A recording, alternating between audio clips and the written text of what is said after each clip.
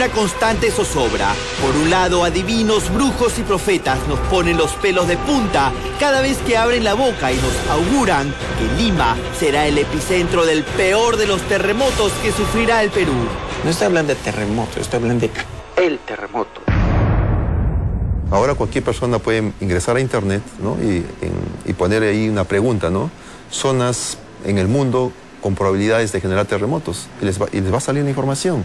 Y probablemente encontremos algo que diga que Lima también tiene las condiciones para generar un gran terremoto en algún momento. Hace 2 semanas, esta noticia nos dejó paralizados y nos puso el corazón de corbata. Tratamos de poner paños fríos a esta situación y ya más calmados, fuimos a buscar a los verdaderos especialistas para que nos hablaran sobre este tema. Y déjenme decirles que el resultado fue peor. En el Instituto Geofísico del Perú, el lugar donde las mejores mentes del país estudian al milímetro todo tipo de movimientos telúricos, la cosa está color de hormiga. La placa continental, donde está Lima, está remontando a la placa oceánica, que es la de Nazca, ¿no? Entonces ambas placas están empujándose en la misma dirección, están chocando. Entonces ahí se está acumulando energía, está acumulando esfuerzos. Desde hace 17 años para un terremoto de 8, por ejemplo, o desde hace más de 250 años para un terremoto mucho más grande. La explicación, aunque es científica, nos queda clarísimo que no necesitamos ser videntes para saber que se nos moverá el piso de Lima con una fuerza colosal, que el terremoto de Pisco quedaría como un Chancay de A20. Dios nos coja confesados si ocurriese un sismo de tamaña magnitud, ni los esfuerzos denodados que hace Defensa Civil en sus campañas informativas y preventivas podrán salvarnos de este megadesastre, pues nuestra querida madre naturaleza nos tomará del cuello y nos amaqueará de tal forma que no quedaremos bien parados.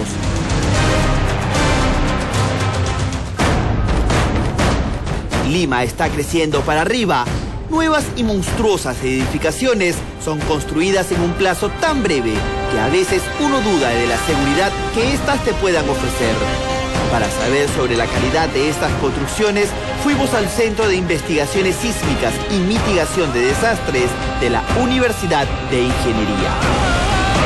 Aquí se escudriña cada molécula de los materiales que normalmente se usan en las construcciones y han llegado a la conclusión que no existen los llamados edificios antisísmicos, salvo aquellos donde el presupuesto es altísimo. Siempre hemos recomendado que el número máximo para que se construya con estos muros delgaditos debe ser del orden de máximo 6 pisos. Pero nadie, absolutamente nadie, sabe qué va a pasar con un edificio de 16 pisos si es que fue hecho desde abajo hasta arriba con esta plaquita, ¿no? Eso lo vamos a aprender en el próximo terremoto, que ya está por venir. Pero dejemos por un momento el terremoto y vayamos rápidamente a nuestra refrescante Costa Verde. Una mirada de punta a punta nos demuestra lo bello que es este lugar, pero también lo peligroso que podría ser en caso de un tsunami. Ya vimos este letrero que nos señala hacia allá la ruta de evacuación, pero ¿qué pasa con toda esta pared de acantilado? Porque miles de piedras nos podría caer encima. ¿Peligroso? Por supuesto que muy peligroso. Seguimos avanzando en busca de una solución, pero ¿qué creen? Ahora nos ponemos en el lado de los limeños de a pie y hagamos un pequeño experimento. Entendí que estas señales son básicamente para los que tienen auto, pero como yo no tengo auto, me encuentro primero con este enrejado. Por suerte aquí hay una salida, así que veamos cuánto es lo que me demoro de aquí hasta arriba.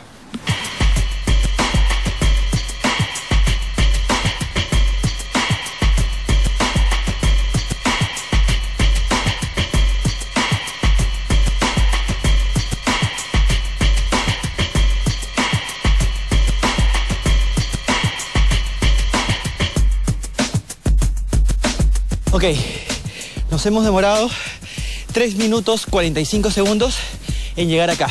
Este ha sido realmente un experimento sumamente agotador. Hay 2 opciones. O no vengas a la playa, o si vienes a la playa, ten auto. Porque si no tienes auto, vas a tener que subir todo esto. Y si no te pasa nada con las avalanchas de piedra que te va a caer encima, lo que te espera posiblemente sea peor, la caída de estos edificios. Llegamos a la conclusión que terremoto y tsunami son una combinación mortal para cualquiera. Estar preparado física, teórica y psicológicamente puede a lo mejor ayudar en algo, pero la realidad es saber si el lugar donde vivimos ha sido construido con todas las de la ley, sin escatimar gasto alguno en materiales y de una manera formal. Tranquilos, que no todo está perdido. Alberto Bisbal, director de prevención de INDECI, se encuentra con nosotros. Un aplauso para él, por favor. ¿Qué tal? Gracias. Porque Gracias. mucho se habla en estos días de terremotos, de desastres, pero no se habla de prevención, que yo creo que es la única manera de protegernos ante una situación grave como esta. Claro que sí, Carlín. Aprovechemos esta oportunidad entonces para hablar de prevención. Lo hemos hecho con anticipación. Después de que ocurrió el sismo de Pisco del año 2007, hemos hecho en el INDECI una campaña muy severa de alertar a la población sobre esas condiciones que existen, sobre todo en Lima y Callao. En el año 2009 se hizo un estudio muy específico sobre esas condiciones, un escenario de posible sismo, y a partir de este diseño de escenario sísmico en Lima y Callao, el año pasado, si todos recordarán, hicimos un plan de prevención, donde cerca de 23 distritos en Lima y Callao se pudieron intervenir y visitar casa por casa, donde hubo casas más precarias sobre todo. Todos estamos viendo, si andamos por Lima, la proliferación de construcciones por todos lados. ¿Es un despropósito esto en una ciudad? Cuando hay un abuso ¿Como la nuestra? de la cantidad de edificios, sobre todo en el límite que podría haber en cuanto a departamentos, digamos en el crecimiento vertical, podría ser un despropósito. En realidad, estos programas de viviendas sociales tienen, por supuesto, un empuje social, o sea, es dar vivienda a la población con créditos, pero tampoco se puede abusar de construir, como explicaba Carlos Zavala del CISMID, más de 6, 7, 8 pisos con viviendas que están diseñadas por sobre el 4 pisos. Lo que hemos visto en el informe de Joseph Merino no es alarmista para nada. Eso puede suceder. Así es. Puede suceder en condiciones extremas donde sismos de a partir de 8.0 de magnitud en la escala de Richter podrían estar ocasionando daños severos en mayor o menor medida en tanto la población esté preparada o las edificaciones estén mal construidas o sobre todo hubiesen viviendas todavía precarias, ¿no? Estamos en una zona sísmica y hay que estar prevenidos, eso por sobre todo. La prevención además parte del lugar donde nos encontremos, ¿no es cierto? Exactamente, depende mucho de eso y es por eso que las personas deben comprender que nosotros estamos viviendo de hace muchos años, desde el año 1746 que hubo un terremoto muy severo con maremoto y tsunami en el Perú, sobre todo en Lima y Callao. Estamos cumpliendo hoy 71 años del sismo de 1940, que fue exactamente un día como hoy, 24 de mayo, donde se dañó Lima y Callao, ¿no? Chorrillos, la punta, fueron muy afectados. Y después el año 1974 tuvimos otro terremoto, lo que pueden recordar. Y efectivamente, estamos en un lugar donde pueden haber terremotos en cualquier momento. Ahora, para saber qué hacer durante un desastre como eso hay que saber en dónde está uno, porque cambian las medidas de prevención. Si uno está en una casa, si uno está en un edificio, si uno está en la Costa Verde, como hemos visto. Eso es muy importante, lo acabas de mencionar. Todas estas medidas de prevención y de preparación, sobre todo a la gente para enfrentar el tema de los sismos, se ha desarrollado a través de una campaña. Para resumir el tema, es muy importante, como tú dices, identificar exactamente dónde estamos. Cuando estamos en un edificio, la posibilidad de evacuar el edificio es mucho más difícil estar en una primera planta de una casa. Por tanto, hay que saber, y esto debe ser una costumbre de la gente, identificar las zonas seguras en los edificios. En donde esté, en un centro comercial, en un edificio por encima del segundo y tercer piso, saber dónde hay una zona segura, dónde está la ruta de evacuación, la escalera de emergencia, la caja de ascensores. Esos son los lugares donde uno tiene que acudir si hay un movimiento sísmico. Exactamente. Y no buscar bajar las escaleras porque la mayor parte de los accidentes ocurren durante la evacuación, cuando uno no busca primero la zona segura y la evacuación debe ser después de que acabe el movimiento. ¿Qué cosa es lo que uno tiene que hacer? Lo primero que tiene que hacer una vez ocurrido uno de estos desastres. Si se encuentra, por ejemplo, en su vivienda, uno tiene que primero haber identificado con anticipación cuáles son las zonas seguras de su vivienda y luego reconocer que haya una ruta de evacuación segura. Es decir, una ruta de evacuación no solamente es el pasadizo que lleva hacia afuera, puede ser también hacia el jardín interno o puede ser hacia una zona segura en un grupo de edificios.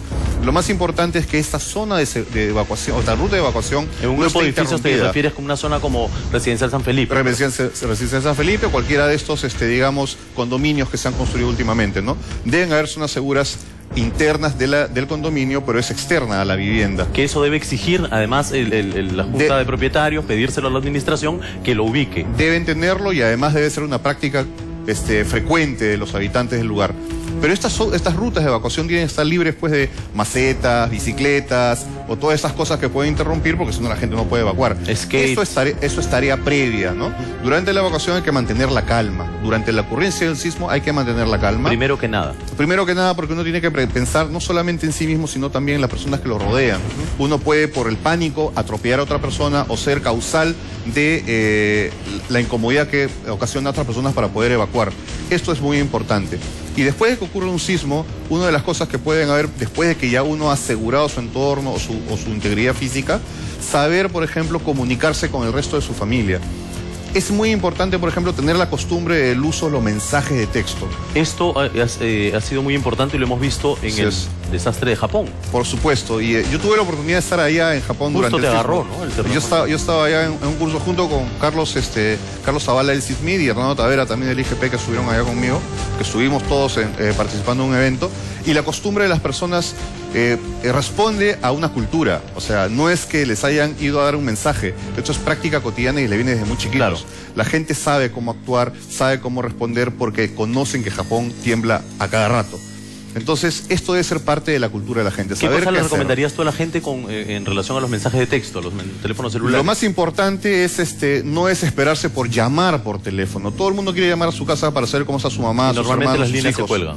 Y todos quieren hacerlo a la misma vez, en ese mismo instante, ¿no? Entonces, el ancho de banda no permite que todos llamen a la vez. Entonces se colapsa y ya nadie puede llamar. Entonces los mensajes de texto utilizan muy poco ancho de banda y permite ir en una sola vía un mensaje y tranquilizar a las personas que necesitan saber eso. Yo lo hice desde allá, mandé un mensaje de texto y mi esposa lo recibió acá. No fue necesario llamar porque además estaban congestionadas las líneas allá en Japón. Esto es muy importante, pero yo sé que la desesperación a veces a uno lo ciega, pero esto debe ser una práctica que deben hacer. ¿Qué cosa no hacer durante un sismo? Por ejemplo, desesperarse, además propiciar que la demás gente se desespere también, porque eso, a veces uno se mantiene la calma, pero los demás están en pánico. Uno tiene que procurar que los demás también sean parte de la solución. No correr. Ubicar la zona segura. La zona segura y después del movimiento sísmico salir por la ruta de evacuación y la zona segura externa, que es el siguiente paso. Una cosa que es muy importante, si me permites, es que una de las condiciones que la gente debe tener en cuenta, sobre todo cuando está en una zona sísmica como no es Lima y Callao, contar con una mochila que tenga todos los insumos que pueden soportar para que esté en ese momento. ¿Cuáles son? Sí, cómo no. Nosotros le hemos denominado los que tienen que estar en estas mochilas. Nosotros le hemos denominado el combo de la supervivencia. Yo te voy a entregar esta cartilla, Carlín. Aquí está detallado todo lo que debe haber. Rapidito te menciono. Debe tener, por ejemplo, un kit de higiene, un botiquín, las bebidas y alimentos no perecibles, prendas de abrigo, dinero en efectivo, monedas, por ejemplo, etcétera, monedas también, por ejemplo, si tienen que utilizar para llamadas telefónicas. Comunicación como linternas, radio portátil, silbato, útiles para escribir, un plumón grueso para poder hacer anotaciones y diversos como bolsas de plástico, cuchillas multipropósito, mascarillas, etcétera, etcétera. Esto es muy importante que lo tomemos en cuenta y toda esta información la podemos encontrar en la página web En la página web del INDECI, www.indeci.gov.p, y yo te voy a entregar esto para que le hagas conocer a tu público, Carlos. Muchísimas gracias, Alberto Bisbal, director de prevención de INDECI, por decirnos qué cosas que hay que hacer en caso de un sismo. Gracias, Alberto. Volvemos aquí en la noche.